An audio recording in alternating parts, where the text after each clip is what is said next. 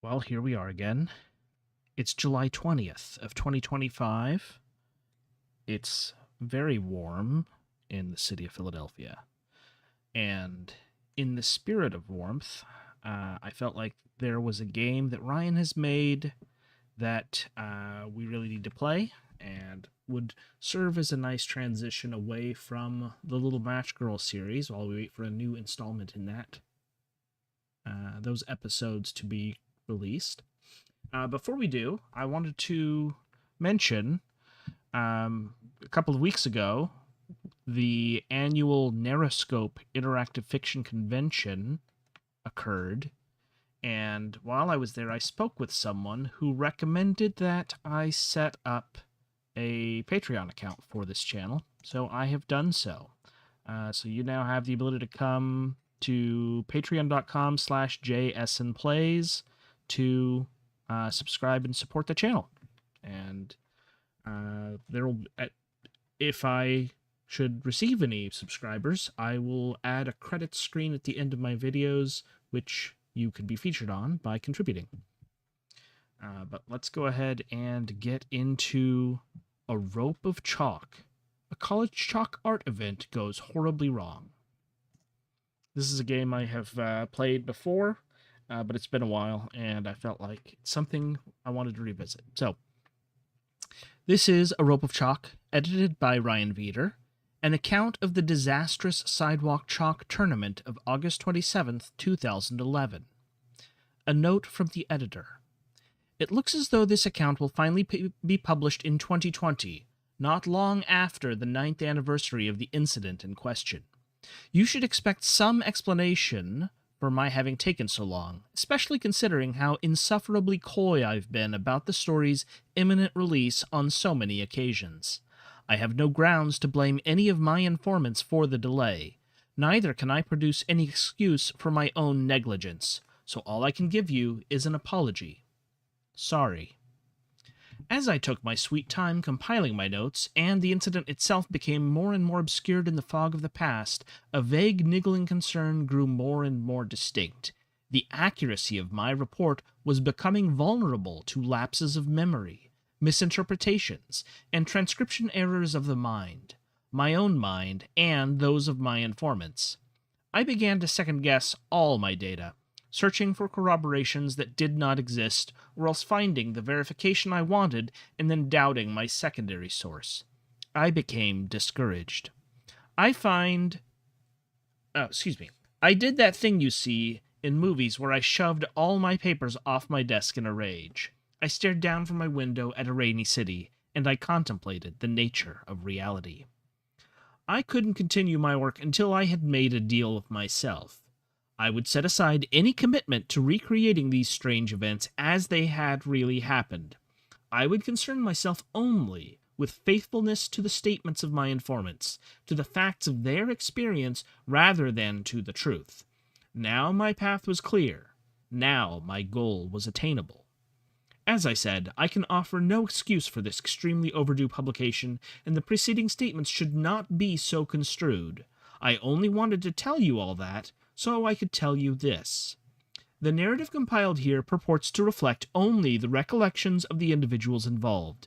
By continuing, you concede that I, the editor, bear no responsibility for the felicitous representation of any objective fact associated with this narrative.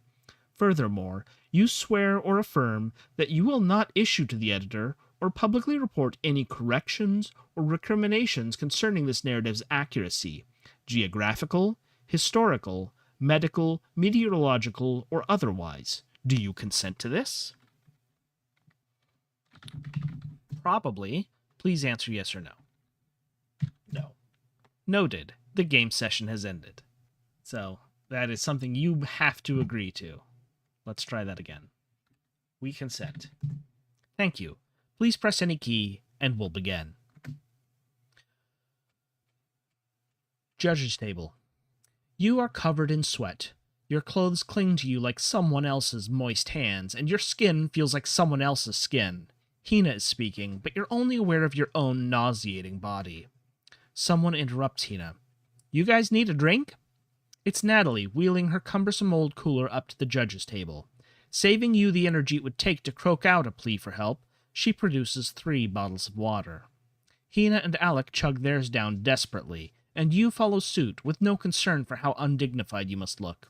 A cold, wet trickle runs over your chin, down your neck. Then the bottle's empty. Then, finally, you can think clearly. A Rope of Chalk, edited by Ryan Veeder. Release 3, serial number 221202, Inform 7 version 10.1.2. Judge's Table. The softball field's aluminum bleachers offer a meager amount of shade, so this is where Hina decided the judges should sit while the artists work. Hina and Alec are sitting at opposite ends of the table. Your spot is in the middle. The sidewalk, the canvas of the sidewalk chalk tournament, runs west and east. Before Hina can get back to what she was saying, Natalie starts in. I came over to let you know one of the artists has a problem with another artist's art. Hina summons enough willpower to roll her eyes. Who exactly? Jessica and Xavier. Jessica is the one who wanted me to tell on Xavier. She wanted a judge to come down and make a ruling. Hina turns toward you. Lane, can you take care of this? You nod without thinking. It's too hot to think. Come on, I'll go with you. Natalie waves you over, and a tiny spark of encouragement flickers in your overheated heart. About.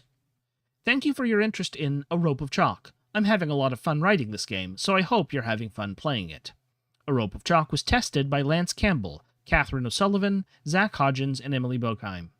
If you're interested in my other games or the other stuff I do, my website is rcveeder.net, my Twitter is rcveeder, at rcveeder, and my email address is rcveeder@me.com, and my Patreon is patreon.com/rcveeder. Okay, bye.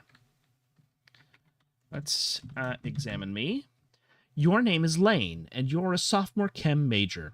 Your grades got you into the honors program. Your desire to become a well-rounded person led you to join the honors arts committee, and your inability to say no has made you a judge for the honors art committee's sidewalk chalk tournament.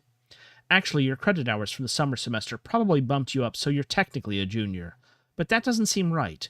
A real upperclassman would have a measure of confidence that you definitely lack. Let's examine Hina, who seems to be in charge around here. Hina is a senior, pre-med, and she basically runs the honors program single-handedly. She organized this whole sidewalk chalk tournament herself, and she's already refilled the calendar for the fall semester with similar activities.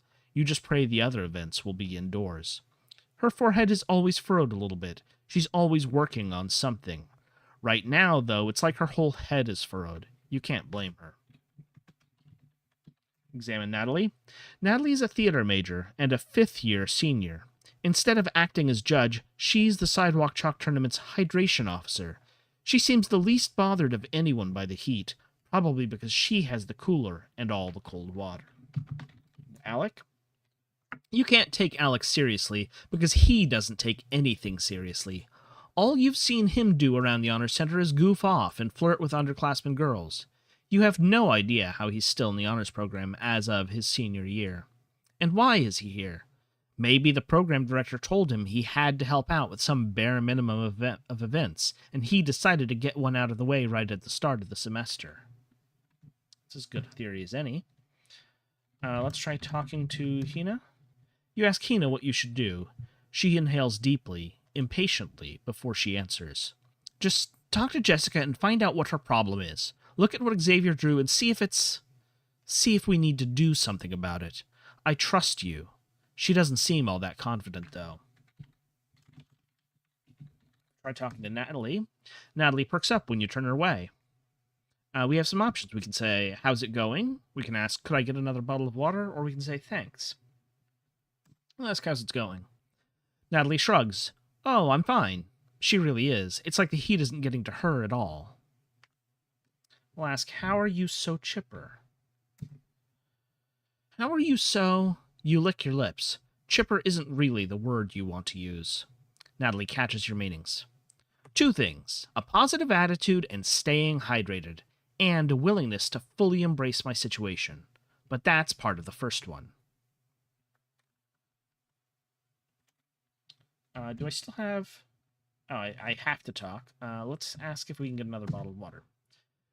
Could I get another bottle of water, you ask, trying not to sound desperate. Of course you could, young lady. Natalie relieves you of your empty bottle and gets a full one out of the cooler. There you go, as cold as it gets, for all that's worth. It feels plenty cold to you, and you thank her sincerely. No need to thank me, just doing my duty as hydration officer. Let's confront that. How did you get to be the hydration officer anyway? Well, at last year's event, I was in Hina's position, and it turned out to be really stressful. So I asked her if I could do something a little more low-key this time around. Okay, there's some history there. Thanks. Thanks, Natalie. Hey, no problem.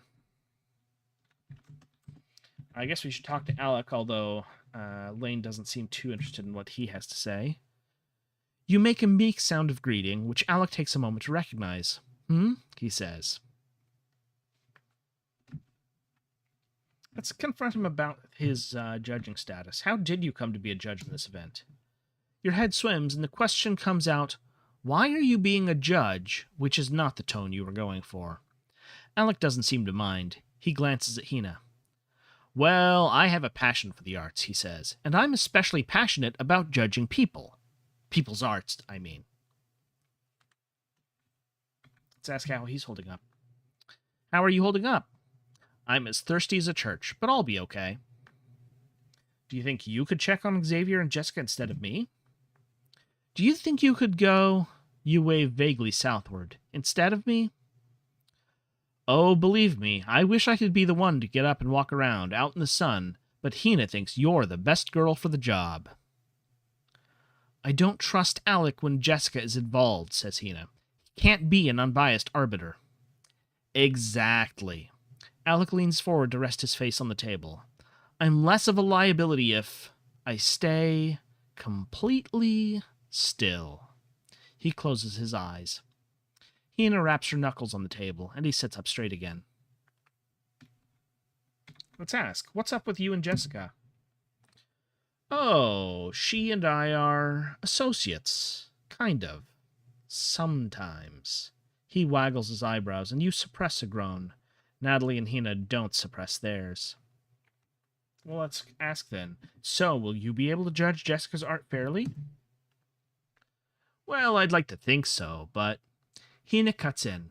We talked about this beforehand. Alec and I came up with a system that will be fair for everyone. We can't really talk about it, though. Alec leans toward you. She says we, but I didn't really have an active role in the process. Well, I think that's everything that we have to talk about, so we'll just say see you later. If we look, we have the softballs field's aluminum bleachers. We check out those bleachers. The long row of aluminum seats are doing a bad job of shielding you from the sun. At least you don't have to sit on them. And let's look at the table. A lightweight folding table. It didn't seem so lightweight when you helped Hina load it up back at the Honor Center. It seemed impossibly heavy when you helped Hina set it up here in the blazing heat. And after the event, you'll have to do it all over again. You smack your lips. You are thirsty. Well, fortunately, I've got a water bottle. I'll sip the water. You take a drink from your water bottle. The water doesn't stay cold for long, but it's refreshing nonetheless. Let's head east to the shed. The sidewalk stops well before it reaches the equipment shed, leaving a long stretch of sand in between. Beyond the shed is the intersection of 1st Avenue and 2nd Street, an impassable wasteland. An empty bucket sits near the shed. Natalie follows you. If we examine the bucket, it looks a bit like someone forgot to put this bucket back in the shed, and by the time they remembered, they couldn't be bothered to unlock the door. Can we open the shed? You pull on the door. It's locked. You smack your lips. You are thirsty.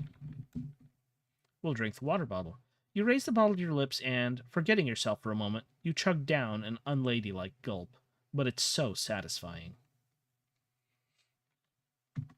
We examine the shed. It's a squat, unattractive building with a big steel door. A brass spigot protrudes from one of the walls. I examine the spigot. There's a tap here for water to come out of, but you'd need one of those little keys to open the valve.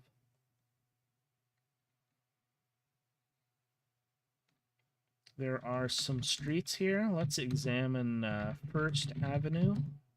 First Avenue, north of the softball field, is a field of mud and rubble. It's being replaced, along with a stretch of 2nd Street near the intersection. Well, let's see 2nd Street then. 2nd Street is normally very busy, but it's been torn up for renovation. Now it's an expanse of mud and rubble, bordered by rebar and orange mesh. Gosh, you're thirsty. We take another meek little sip from our water bottle. You're already thirsty again. Let's go back to the west. Here's the judge's table. And let's examine the sidewalk while we're here. The sidewalk around the softball field is nice and wide, perfect for chalk art. We go west again to Victoria's space. The sidewalk bends south and east here, at the edge of the parking lot.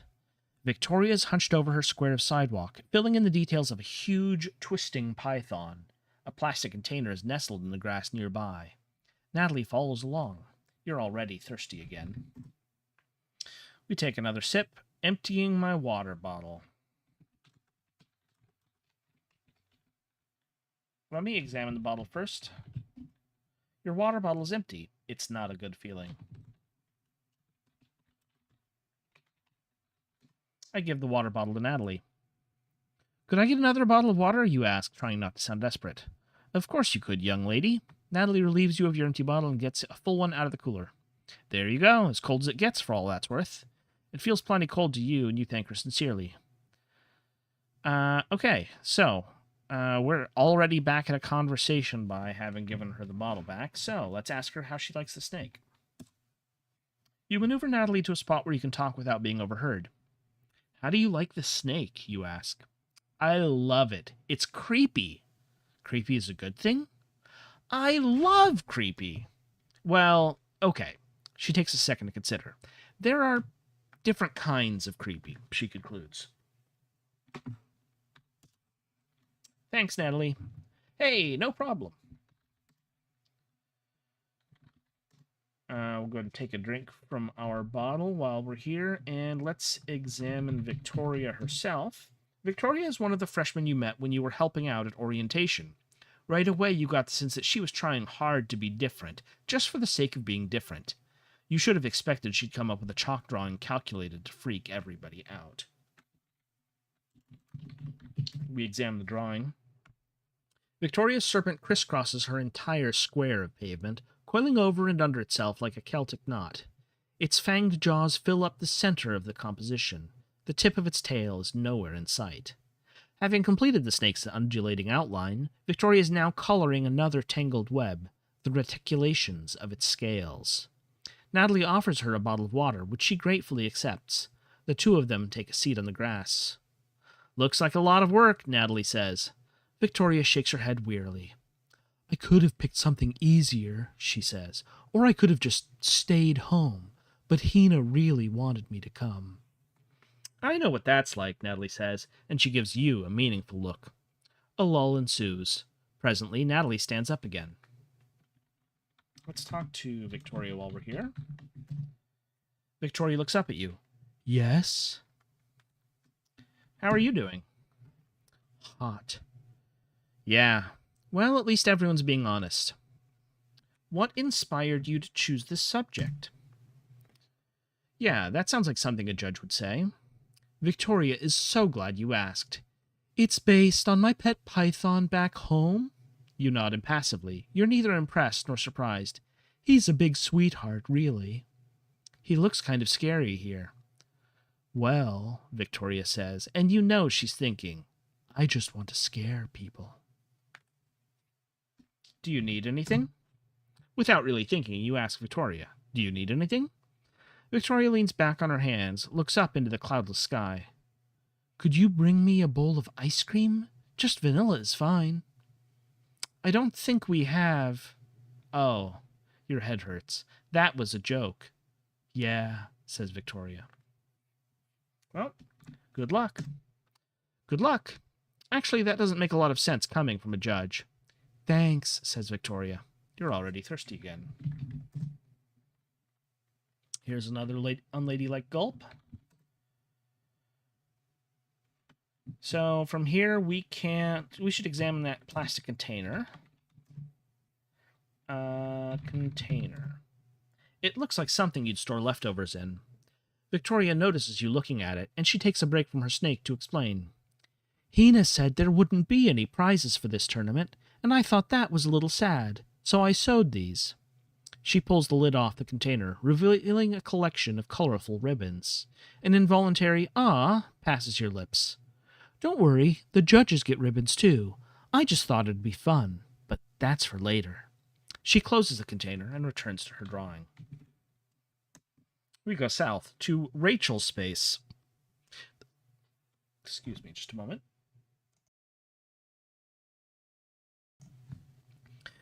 The sidewalk continues north and south beneath the softball field and a steep hill. Rachel has been assigned a square of cement near a steel bike rack. At the moment, Rachel's stretched out on the grass, soaking up the sun, eyes hidden behind huge sunglasses. Her phone lies in the grass next to her. Her chalk drawing, a simple slogan, is already finished. Natalie follows you.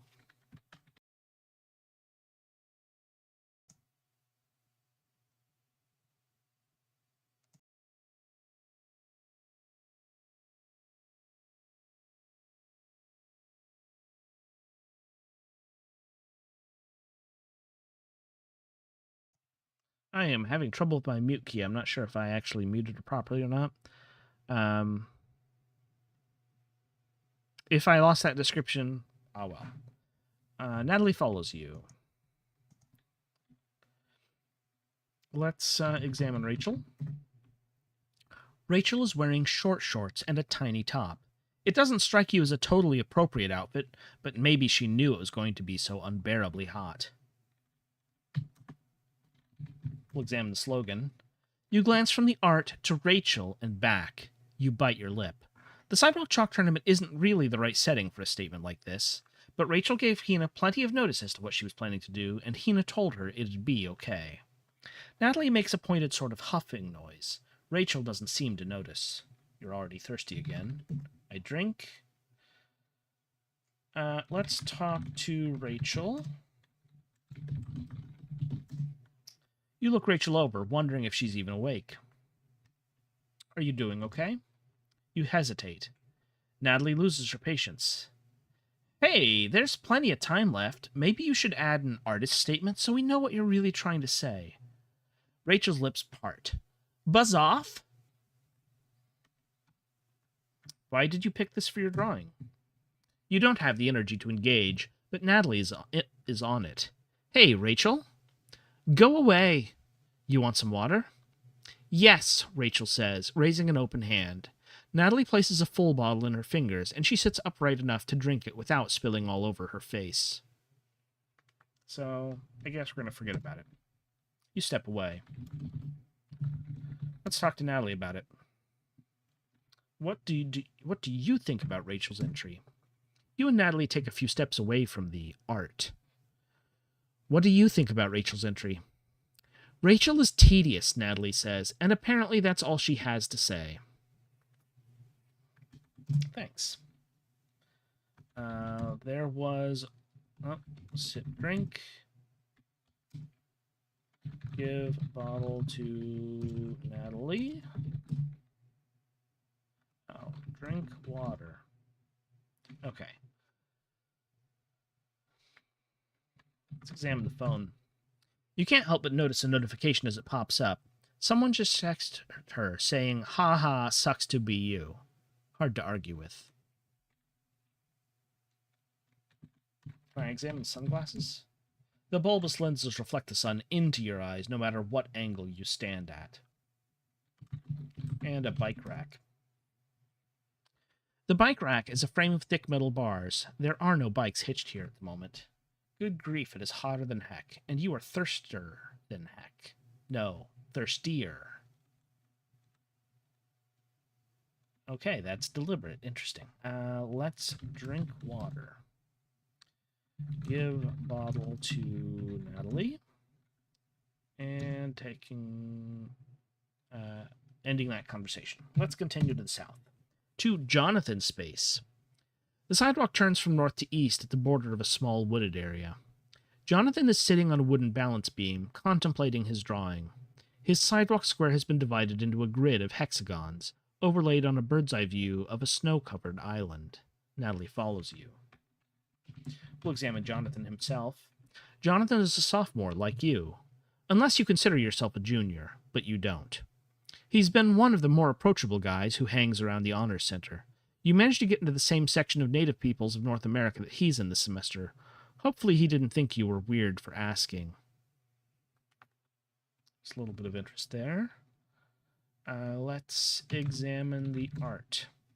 Each hexagon of the island map has a little feature drawn on it, a fortress or a mountain or a cottage, but the medium of sidewalk chalk isn't precise enough to render all the detail Jonathan is trying to include.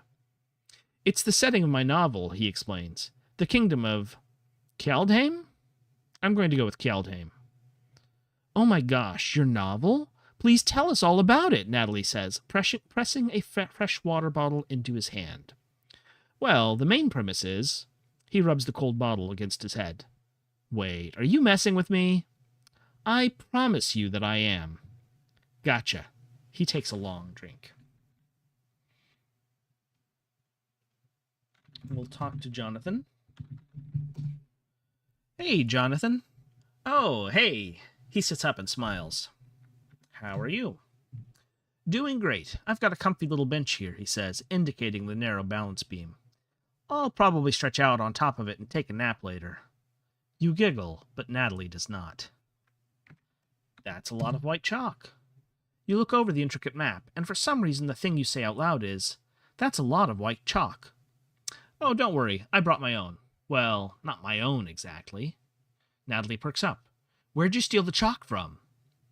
There was a box of it just sitting on the floor in Van Allen Hall. They don't need it. All the classrooms have dry erase boards. You're not sure what to do with this information. Natalie nods approvingly. Do you have plans for after this? You have to think of a way to say this that doesn't sound like you're asking him out on a date. While you're doing that, Jonathan says, Hey, Lane, are you going to go to yoga this semester? Probably, if they still do it. Natalie cuts in. You do yoga, John? Yeah, someone in the dorms was teaching it. You get a spot at the back of the class so you can check out all the girls' butts? Jonathan is speechless. Natalie takes this as a yes and nods at you sagaciously. Classic technique, she explains. See you later. Uh-huh. Jonathan is very much focused on his chalk. Despite sitting on the balance beam. Let's talk with... Well, we're probably going to have to talk with Natalie when we need to give her a bottle. Let's examine the balance beam. Someone erected the balance beam off to the side of the sidewalk, even though a bench would be a lot more convenient. Jonathan's notebook is resting on the beam next to him. Examine the notebook. You can't get a good look at the notebook while Jonathan's sitting next to it, but you can see a sketch of his island with its hexagonal grid and a bunch of little labels. Well, I guess we weren't as urgently in need of water as I thought we'd be. We talked to Natalie. What do you think of that map? It's kind of, I don't know. I don't see why he needs a grid on top of it. Maybe it makes it easier to keep track of everything you offer. I guess. Thanks. From here we can go east to Faye's space. There's a rundown old drinking fountain along this east-west stretch of sidewalk between the trees and the softball field. Faye's chalk art is a complicated piece with maybe a dozen characters, and somehow she's already almost finished. Natalie comes up alongside, dragging her water cooler behind her. We examine Faye first. Faye is a sophomore. You haven't gotten to know her very well, but her choice of subject isn't a surprise. You could probably find another Jack Skellington among her tattoos if you looked hard enough. We'll examine the art. In the foreground of the chalk drawing is Jack Skellington, with a big grin on his skull. Behind him are the Ragdoll Lady and the Mad Scientist, and a bunch of other characters from The Nightmare Before Christmas, all sketchy but recognizable. In the background is the curling Tentacle Mountain, silhouetted by a giant yellow moon. You say. Faye looks up at you. Yes? I'm just wondering if there's... Gosh, it's hard to talk. If there are any legal problems with using copyrighted characters? Faye looks over at Natalie. Natalie's eyes go wide. She staggers back in shock. I just remembered, she gasps. Cold dread flows over you. What is it? I'm so sorry. It completely slipped my mind. I forgot to invite Tim Burton's lawyers to this sidewalk chalk tournament. Faye busts up laughing, and you feel your cheeks getting red. You talk to Faye. Anxiety creeps over your skull. You have no idea how to talk to Faye. We'll try saying, how's it going? How? You falter, and Natalie steps in. Hey, Faye, she says, handing her a water bottle. What are you doing after this? Faye stares into space. I think I'm going to head back to my room and stand in front of the air conditioner for like an hour, or I'm just going to crawl inside my freezer. You have a freezer? My mini fridge has a freezer compartment. It's tiny, but I'll manage. Faye nods reassuringly. We'll try to say, tell me about your drawing. You try to say, tell me about your drawing, as if you just noticed it and never said anything embarrassing about it. Well, Nightmare Before Christmas is one of my favorite movies, ever since I was a kid. I always thought Jack Skellington was really cute. It occurs to you that the honors program is full of weirdos. See you later. Sure. Faye gets back to work. Talk to Natalie again. Let's ask her opinion of Faye's art. It's very good. It doesn't have to be totally original, right? What's the scoring rubric say? It occurs to you that Hina has not given you a scoring rubric. We'll say thanks. And we continue to the east, to Jessica's space. Here, finally, there's a bench where the sidewalk turns from west to south. The picturesqueness of the spot contrasts dramatically with torn-up 2nd Street just a little ways to the east. Jessica is working on a curved block of pavement, drawing a diverse and vibrant array of flowers. Natalie comes up alongside, dragging her water cooler behind her. Let's examine Jessica. Jessica is the only person you know of who comes to the Honor Center just to read. One time you found her reading in the stairwell when the main study hangout area had gotten too boisterous. And she's a junior, a music major. She plays the... You can't remember the word. We examine her art. Jessica has drawn a huge bouquet of lilies, roses, and orchids, all rendered with a level of realism that overwhelms you with the force of a strong perfume. But you're not really smelling anything. That was confusing.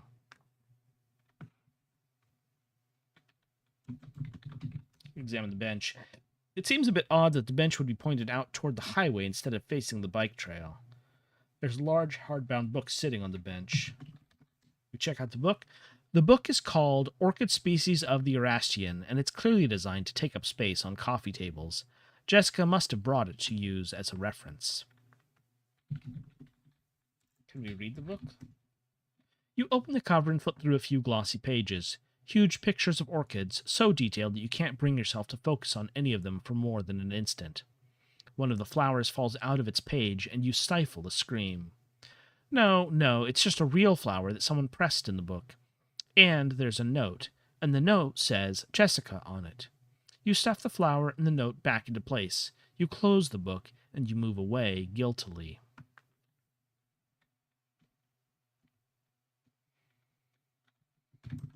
We talk to Jessica. Jessica looks up and wipes some sweat from her forehead. Yes? How are you? Jessica sighs deeply. Actually, I'm in kind of a rotten mood. Sorry. Oh, that's too bad. Well, you're supposed to be doing something about it. What's the problem here? I'm really sorry, she says, but I don't think Xavier's piece is appropriate. And since it's associated with the honors program, I just think... What exactly is inappropriate about it? Asks Natalie. Well, you should probably see it for yourself, she says, gesturing further down the sidewalk. Oh no, more walking. I love your flowers, you say. I mean, your drawing of flowers. They're gorgeous. Thanks. Jessica's not as enthused. We'll ask if that's her book over there. Jessica takes a second to deduce what you're talking about. Oh, sure. I found that in the Honors Center. There's a lot of cool stuff in the book exchange shelf, although there's a lot of dreck, too. Well, see you later. Okay, but please, make Xavier change his design.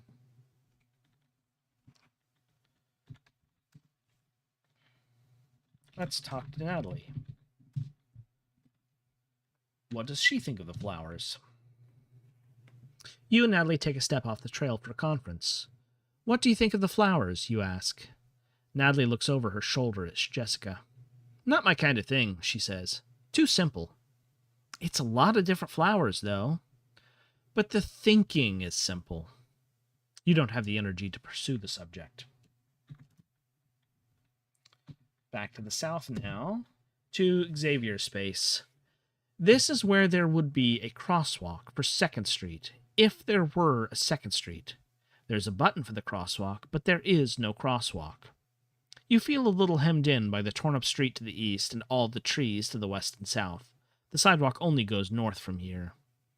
Xavier is kneeling over his drawing, hard at work.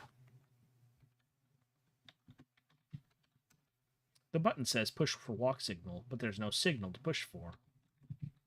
I push the button. Nothing happens. You giggle quietly. Let's examine Xavier. Xavier is an art major, so it's not even fair that he would enter this tournament in the first place. And of course he has to cause trouble. Last year he did a photography exhibition in the Honor Center. Just an excuse to put up a bunch of naked pictures of naked people. Let's examine the artwork. On the sidewalk is a curvaceous woman with red skin, goatish horns, and very little clothing. Her lips are parted sultrily, as if she's about to whisper something to you. Your throat feels tight. More interesting than a bunch of flowers, that's for sure, says Natalie. You talk to Xavier. While you're trying to think of a way to engage, Natalie steps in. Hey, Xavier, nice succubus. Thanks. He's in the middle of adding white highlights to make it look like her skin, there's a lot of skin, is reflecting the sun. Did you know Jessica complained about it? I know she didn't seem to like it when she was over here earlier, but what I've learned is people are always going to have opinions. Well, I brought a judge over to make a judgment call. Finally, Natalie steps aside and presents you. Xavier spreads his arms and presents his mostly naked demoness. What do you think? Your head hurts.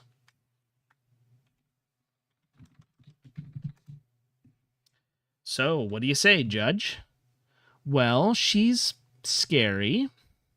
I'll take it, says Xavier. But you're not going to disqualify her for anything, right? Natalie asks. I think I should confer with the other judges. Natalie scoffs. Xavier shrugs. I'm pretty sure we know what she's going to say, but let's go ahead and talk to Natalie about it all the same. What do you think of Xavier's drawing? What do you think of Xavier's drawing, you ask, not concerning yourself with whether he can hear. Well, it's got my attention, Natalie says. I think people are really going to respond to her. Xavier presses a hand to his chest. Oh my gosh, Natalie, that is the nicest fake compliment I've ever received in my life. She grins. Shut up, kid. You know I love you. Keep up the good work. Let's ask what she thinks I should do. What? You stumble. Natalie reaches out to steady you. Hey, are you doing okay? No, yeah. You don't want her to worry about you. I'm just stressed, I think. That makes sense. Let's get back to Hina and see if you can take a little break. You're not as proud as you are exhausted, so you just nod.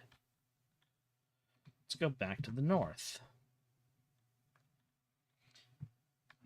Here's Jessica's space again. Jessica's flowers seem almost finished, but she's still focused on coloring in one of the petals. West is Faye's space. Faye's Nightmare Before Christmas scene is complete, and now she's lying in the grass off the sidewalk. Hey, it's finished! Natalie rushes over to admire the drawing. I'm not a judge, so I can say without fear of retribution that I completely love this. Jack Skellington is my role model. Faye doesn't say anything. She's just running her hands over the grass, a goofy smile on her lips. Here's Jonathan's space again. Jonathan is staring straight down at the cement, lazily filling in the blue sea surrounding his island. Back to the north, here's Rachel's space. Rachel is still sunbathing. She finished her chalk slogan thing forever ago. North again to Victoria's space. Victoria's python is finished. She's sitting in the grass, staring at the cars. Hey, are you okay? She doesn't respond. Victoria? Victoria, you call a little louder. She looks back at you, and then she points out into the parking lot. You see that? She says. You try to follow her gesture, but nothing stands out to you. What are you pointing at? Victoria snaps back to reality. Oh, nothing. She looks down at the grass. Are you okay? She turns around and gives you a big smile. Sure, I just spaced out for a second. So, the people have new things to say, it looks like. Let's talk to Rachel. Don't have time for Rachel. Talk to Jonathan. You doing okay, Jonathan? You ask. You need some more water? Jonathan nods without looking up, and Natalie obliges. Jonathan rubs the bottle all over his face and chest before he opens it and starts sucking it down. East. Nice work, Faye, you say, even though you're supposed to be impartial. But she doesn't look up. Just a minute, she calls out as she inspects the grass. So, asks Jessica from down on the sidewalk. You feel a little woozy. Authority makes you feel woozy. I agree it's inappropriate, Natalie rolls her eyes. I'm gonna go ask Hina what we can do about it. Thanks, says Jessica, obviously disappointed. She leans over Lily and colors it in slowly. And here's Victoria's python. Here is the judge's table. At least it's a little shady here. Hina and Alec are sitting at either end of the table, waiting for you. As you open your mouth, Alec throws up hands in fervent resignation. I don't want to hear about it. I can't be impartial. Take it to Hina. Talk to Hina. Well, Hina asks as you approach. You open your mouth. Sheesh, Hina. Can't you see she's about to fall over? Alec stands up and guides you to your chair. You can make your report sitting down. This isn't the Marines. Hina waits with clenched teeth for you to sit. So what did Xavier draw that Jessica had a problem with? It was, You gesticulate weakly, searching for the right words. Natalie cuts in. A big sexy demon with her boobs hanging out. You nod and your body wobbles beneath the weight of your head. Hina slaps her own forehead. For Pete's sake, Xavier. Okay, here's what we're going to do. But her voice fades away as you slump forward and lose consciousness. Press any key to continue. Behind the bleachers. Section 2. Lane's head thumps against the table, and you leap to your feet in alarm. Hina loses her cool for maybe an eighth of a second. Then she grabs Lane by the shoulders. Did she faint, you ask, before you realize that yes, obviously she fainted. We need to get her on her back, Hina says. Before you can make your legs move, Natalie glares at you and steps in to assist. The two of them position Lane on the grass. Hina leans down to check her breathing. Behind the bleachers. The judge's folding table is set up behind the bleachers, out of the sun, on a strip of bike trail leading east and west. You stand by uselessly, your blood pounding in your ears. You should do something. What you're going to do is examine yourself. We examine me. Your name is Alec. You're wearing a brown shirt and blue jeans. Based on what people have told you, you believe yourself to be average-looking. You thought Hina wanted your creative and administrative input on this sidewalk chalk tournament, but in terms of what she really wanted was a warm body to sit at the judge's table. You shouldn't be so critical of Hina. She's under a lot of stress. But aren't you under a lot of stress too? Everyone is. It's the human condition.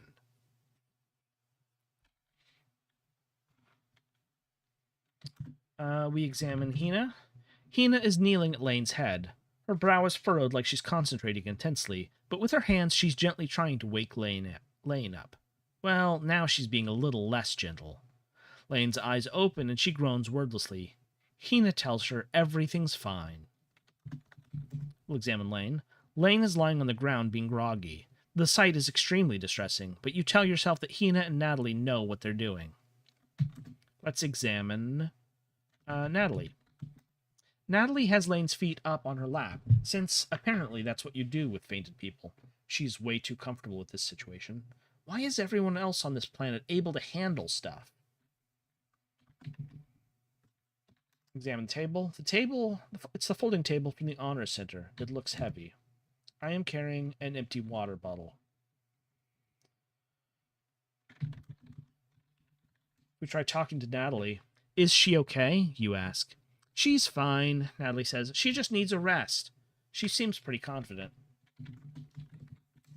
We'll try talking to Hina. Should I call 911? You ask. Hina doesn't look up. I'm pre-med. I know what to do when someone faints, she grumbles. And I have street smarts, adds Natalie. Then what should I do? Hina closes her eyes and takes a deep breath. Get a bucket of water and erase Xavier's demon lady. I don't have time to argue with him. Tell him he can start over and draw something more appropriate, or if he wants, he can just go home. Natalie produces a strangled groan of protest. You just nod.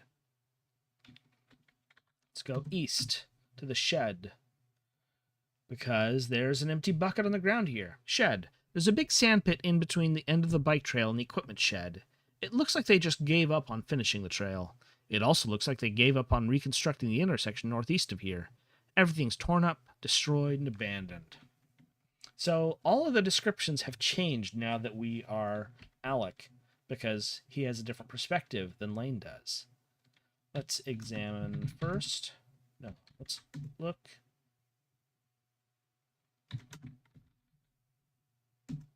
Which do you mean, Highway 6 or Mormon Trek Boulevard?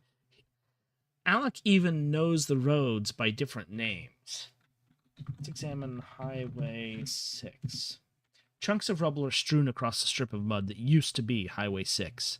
They've put up a fence of orange mesh around it for your safety. We'll examine Mormon Trek Boulevard. Jagged rocks and slimy mud. Mormon Trek Boulevard has been ripped up and removed, revealing the squelching chaos that roils just beneath the veneer of human civilization. It's so incredibly apt. Examine the bucket. A classic metal bucket, very conveniently located, too. You pick up the bucket.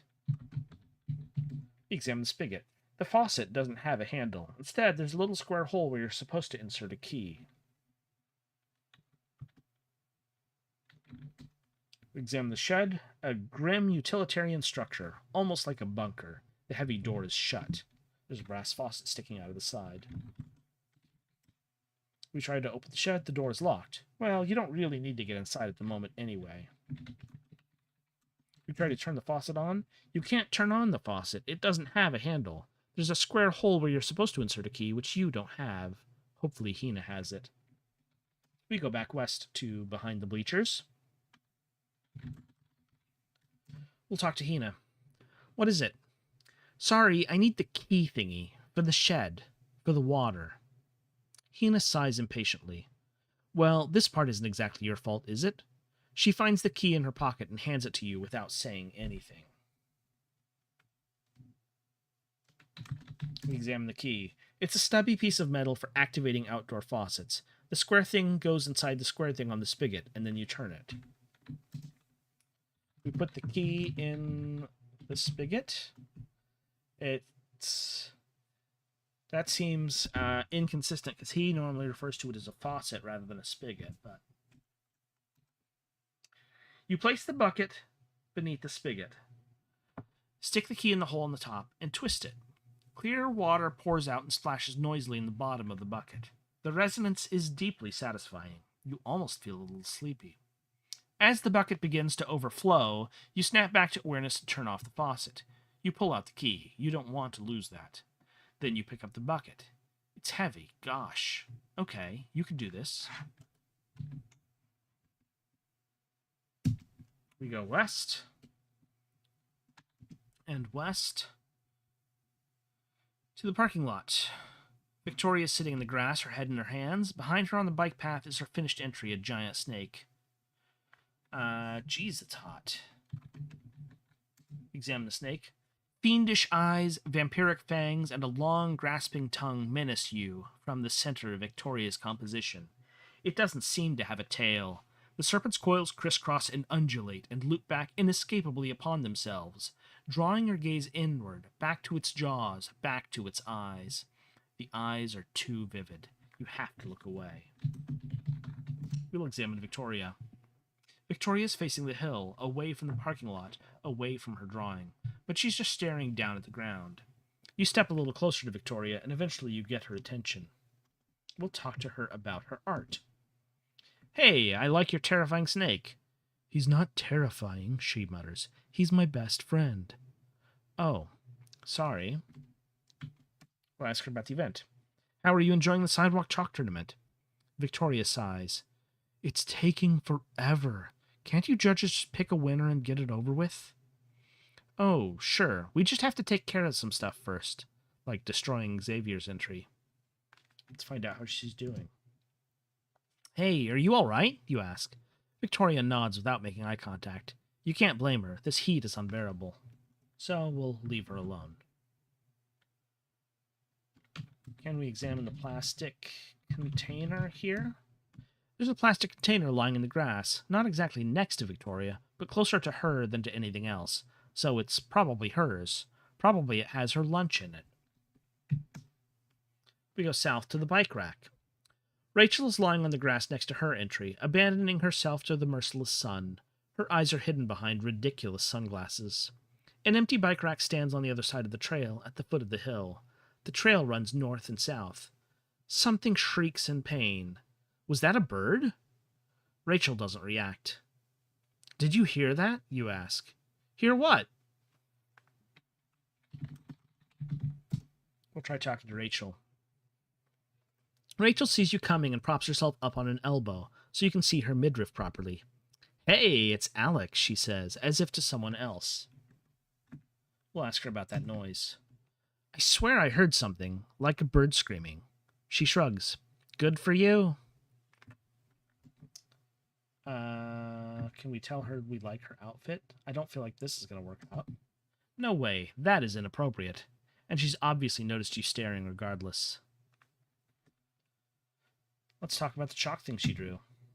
What's something you could say that wouldn't support any kind of position or start any argument? Yeah, no, there's nothing. We can talk about the tournament, maybe? Yeah, that should be safe. How's the sidewalk chalk tournament going for you? You ask, in a totally neutral manner. You tell me, Judge, she smirks. Let's say something evasive. Well, as a judge, I have to be unbiased, so I can't really have any opinions about anybody's work. Not even to, judge them? No, that would be a conflict of interest. Can we ask how she's doing? Yeah, that should be safe. How are you feeling? Wait, no, it was supposed to be doing. Thirsty, she says. You gulp. Let's escape from this conversation. You give Rachel a little wave and move away. She lies back down to finish her tan. Whew. South to the balance beam. Jonathan gives you a dark look before turning back down to his work. The bike trail curves from north to east, skirting the edge of the woods. A dry, mercifully cool breeze wafts over you from out of the forest, but it doesn't last long. We examine his art. Jonathan has drawn a hex grid over an island covered in snow and ice. What an idiot. Doesn't he realize it's going to melt before the event is over? We examine Jonathan himself. You used to get along okay with Jonathan until last March, the night of the talent show. Jonathan revealed that he has feelings for Jessica, and you swore eternal enmity against him. You swore this privately, not to his face, but he seems to have gotten the idea. Hey, Jonathan. You try to make your voice drip with acid. Hey, Alec, he says back, in the same tone. Now it's on. Let's try to psych him out. You better finish up your entry, you tell him. The judge will be coming around soon to render judgment. He doesn't blink. I'm almost finished, he says. Well, that didn't work. Can we criticize his art? That's quite the map you're drawing. Looks like a lot of work. Yeah, it's been, well, we're all exhausted, I guess. You got that right, you chuckle. You aren't being very intimidating. Find out if he's going to make a move on Jessica. You have to do this delicately. You ask him, any big plans for the weekend? He knows you mean with Jessica. Not really, other than this. How about you? That snake! He's turned it around on you. Yeah, actually. Actually, you and Jessica don't have anything planned. Like what? Real subtle, Jonathan. Just hanging out. Jonathan fixes you with an icy glare. Well, no, that's not an icy glare. What is that look? You realize he's staring past you, and you glance over your shoulder. There's nothing there. Stop wasting your time on him. Well, I better get going, you say, and Jonathan nods. The tension is so thick you can barely breathe. We continue east. As you continue past Jonathan's drawing, you hear a voice behind you. Jerk. You whirl around. What did you just say? Jonathan looks up. I didn't say anything. Are you sure? Jonathan blinks. Well, pretty sure, I guess. We go east again, to the drinking fountain. Faye is sitting uncomfortably in the grass across the trail from a drinking fountain. It looks like the sun has gotten the better of her, but her chalk art is finished, a lurid homage to the Nightmare Before Christmas. The bike trail runs east and west between the woods and the outfield fence. We didn't check out the fountain as Lane, an old installation built from beige bricks. Maybe it's from the 70s. It's operated by a metal knob on the side. Can we turn the knob? Nothing happens. We examine Faye. Faye's sitting with her knees up by her chin and her arms around her legs. There's something haunted about her expression. But aren't you feeling haunted too? Everyone is. It's the human condition.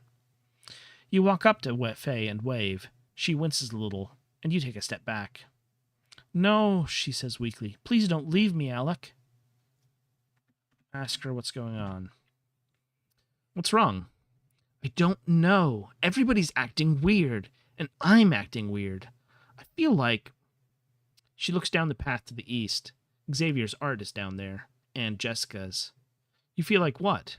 Something bad is going to happen, or something bad already happened. Well, we can tell her about Lane fainting. On second thought, that would probably just make Faye even more upset. Let's try to comfort her. You put a hand on Faye's shoulder. It's awkward, but you leave it there. Let's calm down, okay? Take some deep breaths. Faye tries to take a deep breath. Perfect. That's perfect. Are you feeling any better? She shakes her head. You never were any good at this kind of thing. Let's talk some sense into her. Hey, I think the heat is getting to you. I'm not acting weird, am I? Faye squints at you. I guess not. And nothing bad is going to happen. Hina's got everything under control. She shakes her head. No, Hina can't stop it. Can't stop what? But Faye doesn't know what. Well, let's tell her we'll be right back. Look, Faye, I've got to handle a little errand for Hina right now. But I'll be right back, and we'll figure this out together. You won't, she says, but she doesn't try to stop you.